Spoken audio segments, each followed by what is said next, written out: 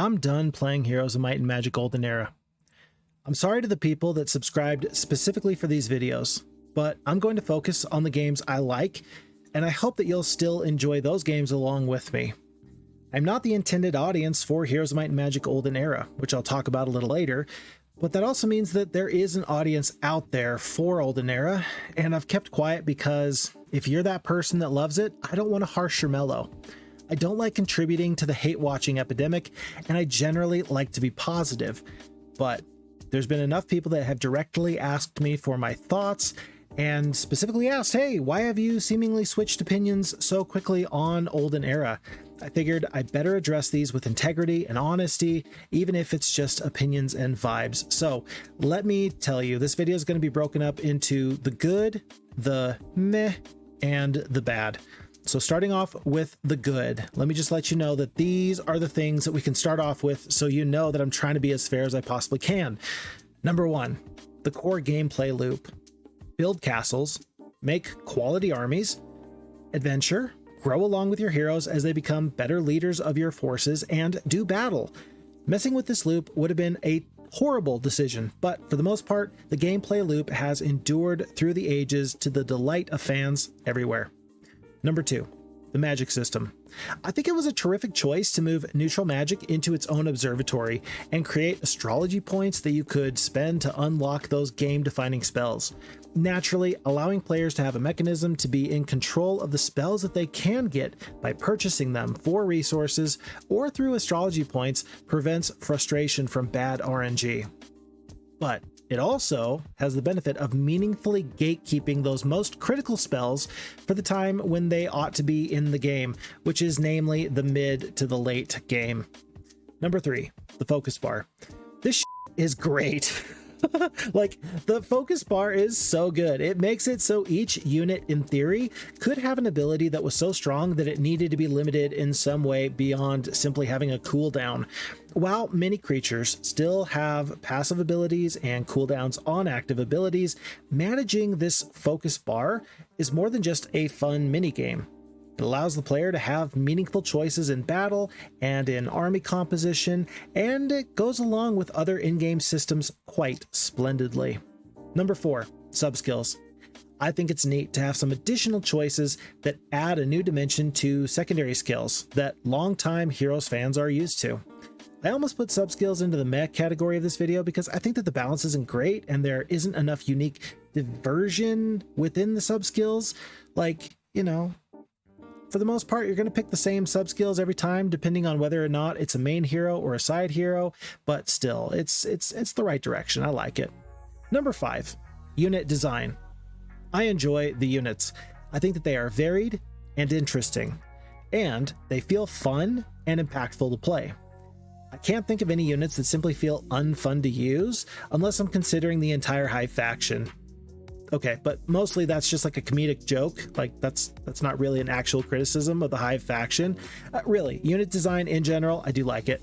Number six, choices. The choices that you make in-game feel like they matter.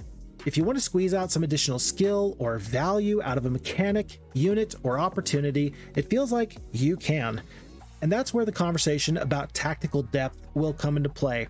But later on, we're going to kind of show you that it's a little bit of a double-edged sword. Number seven, the music. Paul Romero is absolutely goated. I don't know what else you want me to say about this topic. The Heroes of Might and Magic Orchestra, they did a great job. I like the compositions. I like how they harken back to other themes in other games. Overall, it's lovely and enjoyable. And the only thing that ever brings me down with the music and the sounds is anytime I'm on the adventure map and there's a nearby leprechaun, that thing just kills me every single time. And finally, number 8 of the list of things that I really do like about Olden Era, number 8 is the game modes. I think it's great that you have game modes and that there's a variety of ways to play.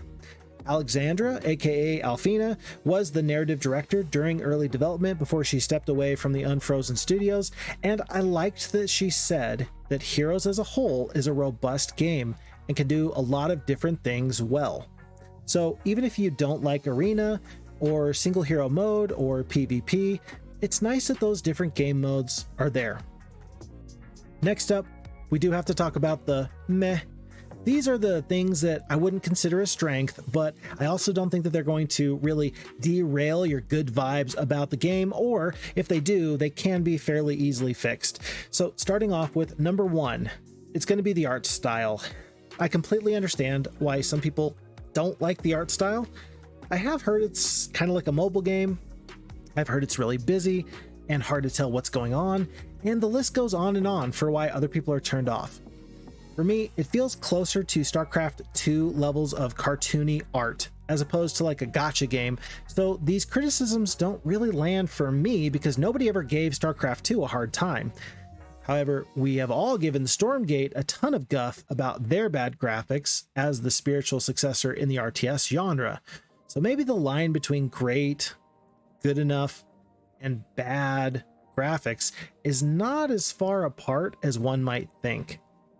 I know that the more I played Olden Era, the easier the game got for me to read and understand, especially with the sliders and the settings, but I have always preferred the Heroes 2 pixel art over any others in the series, and Olden Era really hasn't changed that for me. Number 2, template generation. The more you play against the AI with these templates, the more you realize that each map feels mechanical or soulless. You may say, well, yeah, FixFox, that's why you need to go get yourself some handcrafted single-player maps, to which I would say, yeah, I agree, where the F are they? You can then say, well, it's early access and that they are on the way, but so long as all I have to deal with right now is template-generated maps, then I'm stuck feeling disappointed in any of the maps I play because, yeah, it's probably well balanced, but they feel like they lack a certain sense of vitality. Number 3, the campaign maps. Campaign maps don't feel particularly cohesive. I have a tough time explaining this one, but I've played some really awesome maps from amazing map makers in the Heroes community, and they use a map to tell a story. There can be like a choke point, a critical staging area that you need to conquer, some sketchy wilderness, a weird or unique water feature. Any number of things can really add flavor and variety that sets one map apart from another. Campaign maps, here in Olden Era, have some fun challenges and choices, but they don't feel like they're the primary way that the story is being told, and they're just generally very forgettable.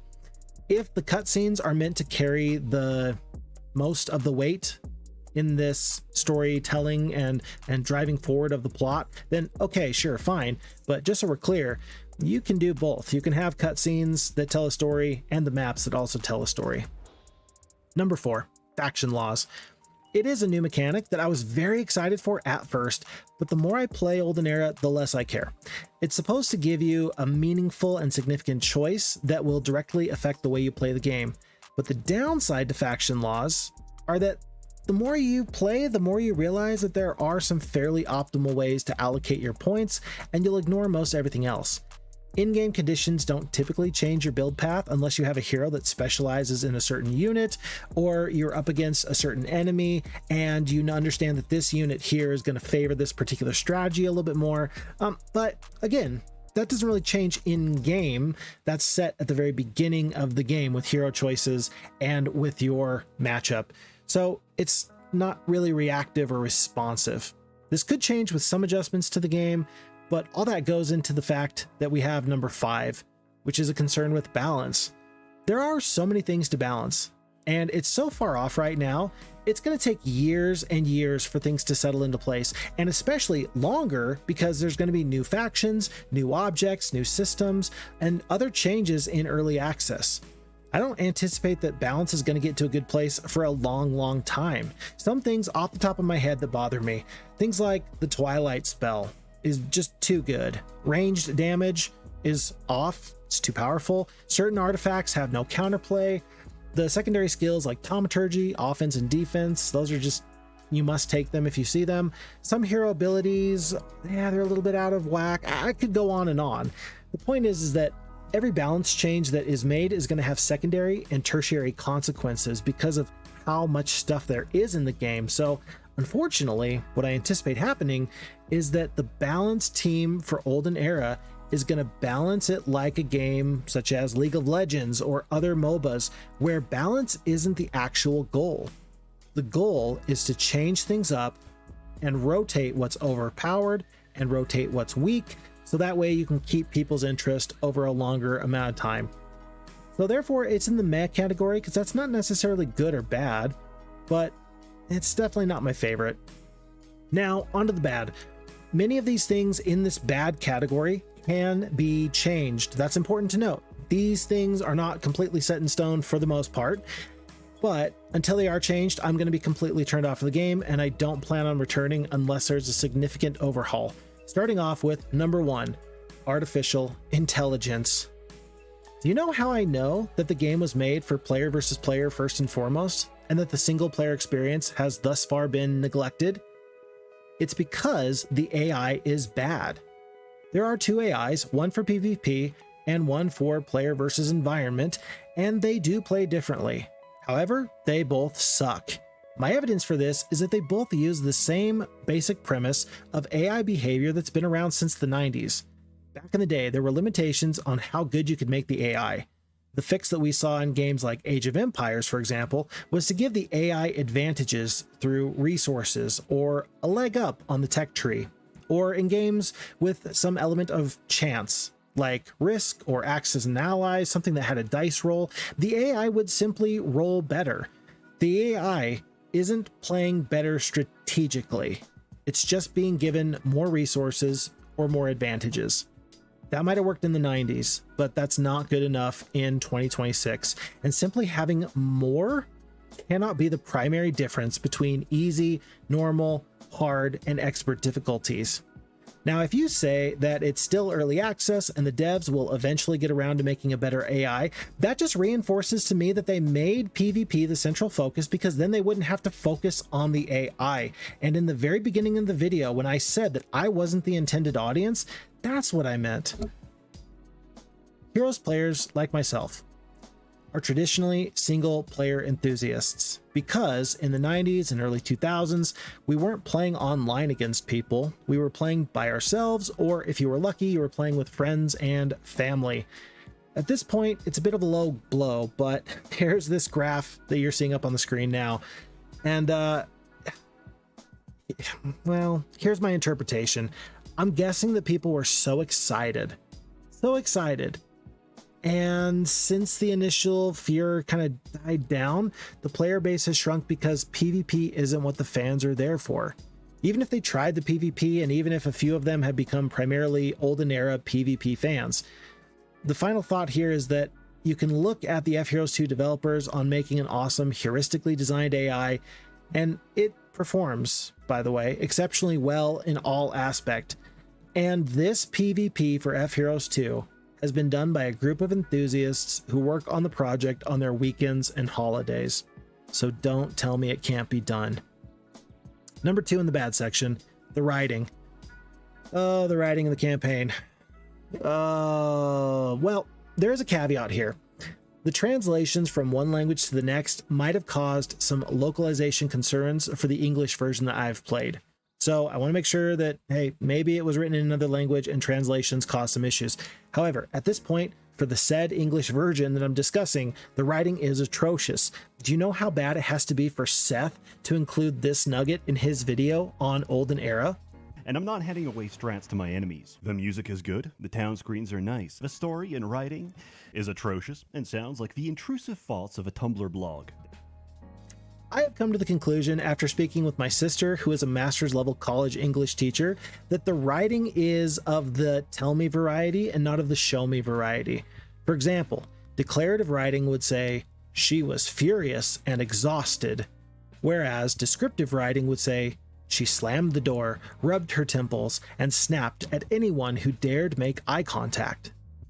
Clearly, one is a better bit of writing, and when you're talking about trying to tell a story, clearly the second choice is superior. Furthermore, plot points of show me typically carry very little weight, and that just messes with the tone. If you just tell me to care about something, or if you say that my character cares, then I don't know why I should care. You have to express it. You have to show me why I care. Don't just tell me I care. Show me that I care. It's hard for me to put the rest of my bad vibes into words on this, but when I compare the storytelling in Heroes of Might and Magic 4, which has some of the best storytelling in the entire series, I can't help but notice that the pacing of various character arcs get explored in a way that allows you to experience a massive payoff at the end, and it drives you as the reader to want to get through these scenarios so you can see what happens to some of your favorite characters. Act 1 in Olden Era, it just simply doesn't compare. That's a bit of a shame. Number 3, tone mismatches. Did you know that Heroes 1 and Heroes 2 are essentially the same game? The units have the same stats, and there are a ton of additions, including 2 new factions, but for the most part, the game is the same because it was a 13-month turnaround in the development from Heroes of Might and Magic, a strategic quest, to Heroes of Might and Magic 2, the Secession Wars. And even though they're basically the same game, you know what changed? The tone. If you look at these side by sides, the tone is very, very different. Now, certainly, the art style has a lot to do with that. The change of the portraits and the towns and the units and the adventure map, but both games kept true to their own specific tone. So even though they're very different, Heroes 1 didn't feel out of place in and of itself. Neither did Heroes of Might and Magic 2. Nothing felt grating in either game because, yeah, though the tone shifted, it was uniform for each. But in Olden Era, it all feels like a chaotic mess where kitten horns hang out with fearsome dragons. And I don't even dislike the kitten horns as a unit, but they feel like somebody made a suggestion in a brainstorming session and they just threw it in there. Likewise, there are many things that feel like they were just thrown in because it was a good idea on its own, but all these little ideas on their own doesn't mean that they fit cohesively together. And this is best exemplified, I believe, in the bits of lore and odd humor that come in through the text. Now, personally, I like a bit of whimsy and carefree attitude and humor. I like fun, but this feels like a departure from other Heroes titles that were more cohesive in this way. And I can't help but wonder if the departure of Alfina, who again was the narrative director, really hurt the project because there is no one person ensuring that the narrative and cohesiveness is happening. One person kind of needs to be in charge of it. And thus, since they're not, and since the tone is up and down and left and right, my immersion is broken. And I don't have the feeling like it's 2 a.m. And even though I have to go to work in the morning, I really want to play to the end of this week. Just one more turn? Yeah, I just don't really have that. I can't help but wonder if the tone is part of it. This is starting to blend into my 4th point though. Number 4, the lore. I have already explained why I feel like the game was built primarily for PvP. One of the unintended consequences of building the game for PvP is that the lore and world building has been shoved off to the side. In player versus player, with a chess clock kind of forcing you to take your turn as quickly as you can, you don't have time to read stuff. It's expected that you generally already know what things do, and you're not taking time to enjoy the little tidbits about fairy dragons, or ghouls, or adventure map objects, or your starting hero's backstory. There is lore and you can find information about the units and heroes, but it's the tiniest little button, and it's definitely not front and center. Furthermore, when you interact with the world, your relationship has changed with these adventure map objects because it's simply a tactical opportunity and nothing more. Take the treasure chest, for example.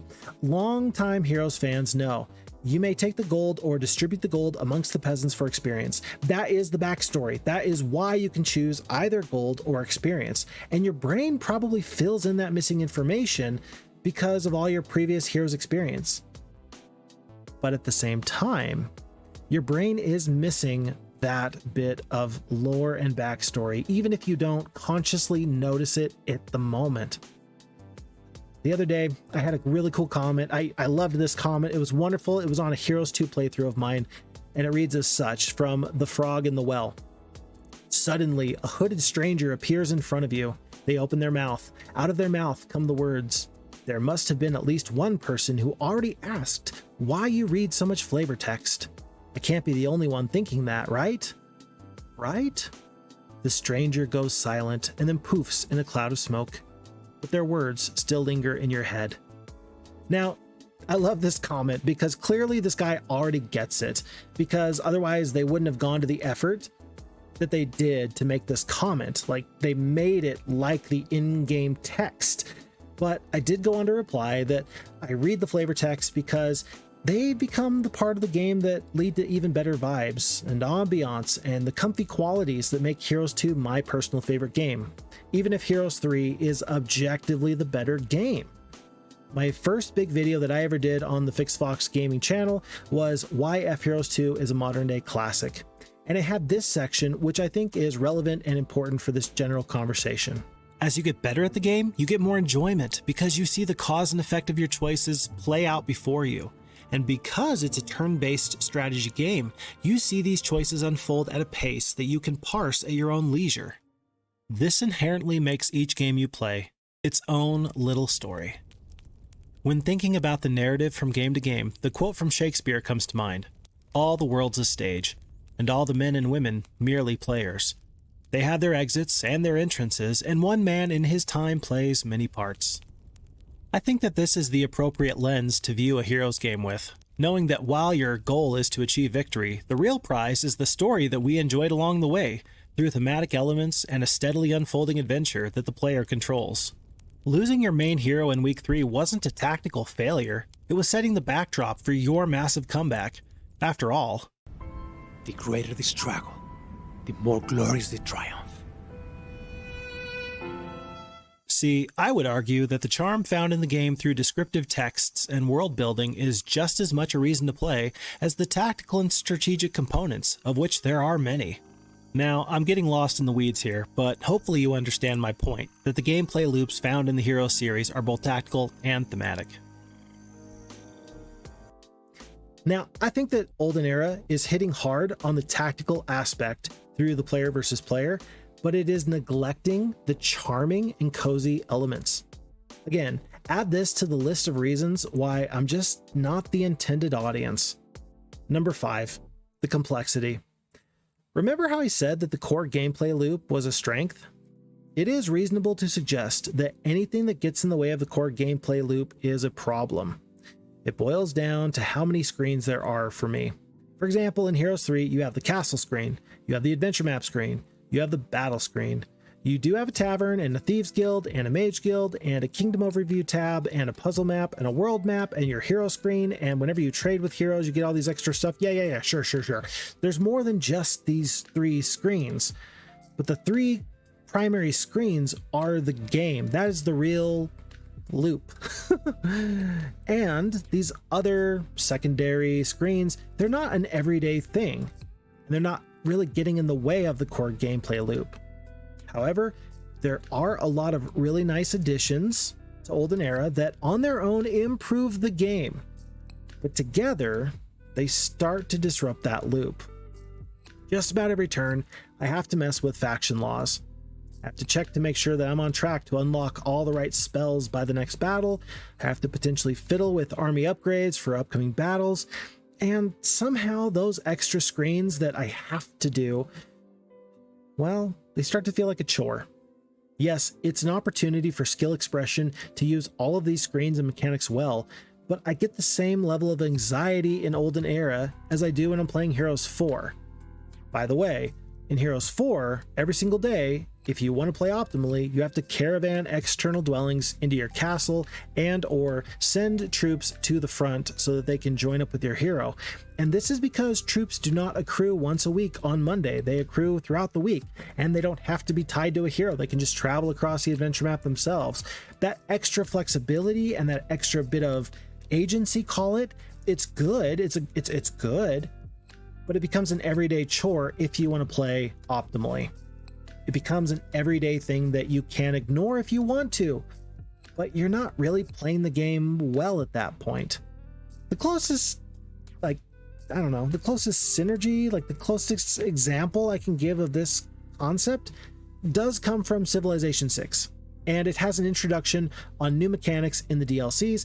The base game for Civilization 6, it already had enough going on, but then you add mayors and additional victory conditions and so on and so forth to the point where it doesn't become enjoyable. It just starts to feel like a job. Maybe my brain is just too smooth. I don't know, but I don't have this problem with previous Heroes games. Number 6, the PvP experience. This is going to be the most rantiest section here, so bear with me. Matchmaking for player versus player isn't anywhere where it needs to be right now. Out of the 60 games that I played in single hero mode against other people, I had maybe 5 good games. 5 games out of 60 were good and worth my time. The other 55 games, either myself or my opponent was getting stomped, crushed, swept, or otherwise demolished due to a skill or mechanical knowledge difference. At my skill level, each game took a minimum of 45 minutes, and some went as long as 2 hours. Yeah, I know. You can watch some of the high tier Heroes 3 players, and they came over to Olden Era, and they can get through a single player game in like 30 minutes. But at my skill level, yeah, it takes a little bit longer than that. This is a horrible experience for someone who is apparently not the intended audience, as we've already discussed. And I would again reference the graph with player counts, because I can only wonder how many people were originally interested in the game, and then that interest was completely dashed by their poor player versus player experience. So on the one hand, you focused on the player versus player, and you've pushed away the single hero fans. And then on the other hand, you implemented the PvP in such an unsatisfying way that people gave up. So what was the point? Now, let me be clear about this. The matchmaking can be improved. I started playing from day one in early access. I anticipate the matchmaking is going to get much better. I truly do, right? But I don't know how you can improve the time component related to PvP. And this is where I start to get into the weeds here. Look, folks, I got a kid. I got 2 kids, I got a job. I got other hobbies and interests. And no one that I know of thinks it's a good idea to sign up for a classical game of Heroes of Might and Magic that's going to take up to 8 hours. So you're going to play the single hero mode that's only going to box you in for 45 minutes to 2 hours, right? Like, okay, all right. Oh yeah, and you got to do this all without breaks because you're on a timer, and if you lose your time, you just lose the game, right? Okay, so all of this is to say then that Heroes of Might and Magic will always have this problem with time because it was originally a single player game that was adapted to be played online. You can save a single player mode game. You can't save a player versus player online in a ranked setting. Like, do you understand how crazy it is to be locked in an online game for hours? Google thinks that a shooter or a fighting game should take 5 to 10 minutes, an RTS or a battle royale game should take 15 to 30, and MOBAs can be 30 to 45 minutes plus. I can get 3 games of Teamfight Tactics in the amount of time it takes to play a single hero mode game. So if the first TFT game is bad, you know what I'll do? I'll just hit rejoin, reload, and I'll play another game. And maybe I'll have a better experience. And maybe it's gambling, sure, but like the fact that I can get 3 times the games in the same amount of time is crazy. And if I have a bad or an unlucky game in my single hero Olden Era game, then that's just time completely down the drain. And sometimes that's due to one single oversight or mistake. One single mistake, and that costs you the entire game. Unfortunately, that thought leads me to another in the bad section, and that is that the PvP experience is bad because, number 7, PvP is mostly non-interactive. I like chess. Chess has been around for a long time. Every piece on the board is visible at all times, both yours and your opponent's. Your move is directly influenced by the moves that your opponent makes, making each game wildly different.